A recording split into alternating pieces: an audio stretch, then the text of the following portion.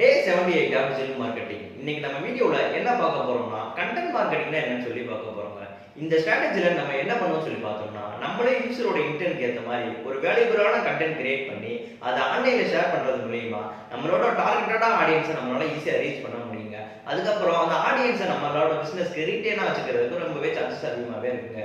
இதை தான் நம்ம கண்டென்ட் மார்க்கெட்டிங் ஸ்ட்ராட்டஜில நம்ம பார்ப்போங்க. இதுல என்னென்ன ஃபார்மேட்ல நம்ம கண்டென்ட்டை ப்ரொமோட் பண்ண முடியும் அப்படின்னு சொல்லி பார்த்தோம்னா வீடியோ ஃபார்மேட்டா கொடுக்கலாம், ஒரு இன்ஃபோகிராபிக்ஸா கொடுக்கலாம், இல்லைன்னா ஆன்லைன்ல ஒரு வெபினார் செமினார், இல்லைன்னா நம்மளோட கோர்ஸை ப்ரொமோட் பண்றது மூலியமாவும் நம்மளோட கண்டென்ட் வந்து கொடுக்க முடியுங்க. இப்போ இதுல என்னென்ன பெனிஃபிட்ஸ் இருக்கு அப்படின்னு சொல்லி பார்த்தோம்னா நம்ம பிராண்டுக்கு ஒரு ட்ரஸ்ட் பில்ட் ஆக ரொம்பவே சான்சஸ் அதிகமாகவே இருக்குங்க. நம்மளோட கண்டென்ட் ரொம்ப குவாலிட்டியா இருக்கிறதுனால நம்மளுக்கும் நம்மளோட கஸ்டமருக்கு ஒரு ஹெல்த்தியான ரிலேஷன்ஷிப் உருவாக்குறது ரொம்ப ஹெல்ப்ஃபுல்லா இருக்குங்க. அதுக்கப்புறம் நம்ம பிராண்டை வந்து நம்ம இதுல ப்ரொமோட் பண்றது மூலியமா இதுல அவங்க ஈஸியாவே என்கேஜ் ஆகிறதுக்கு சான்சஸ் அதிகமாகவே இருக்குங்க. இதெல்லாம் தான் நம்ம கண்டென்ட் மார்க்கெட்டிங் ஸ்ட்ராட்டஜில பார்ப்போங்க. இந்த மாதிரியான டிஜிட்டல் மார்க்கெட்டிங் வீடியோஸ் நீங்க ரெகுலரா பார்க்கணும்னா யூனிமேக் ஸ்கூல் ஆஃப் டெக்கை ஃபாலோ பண்ணுங்க.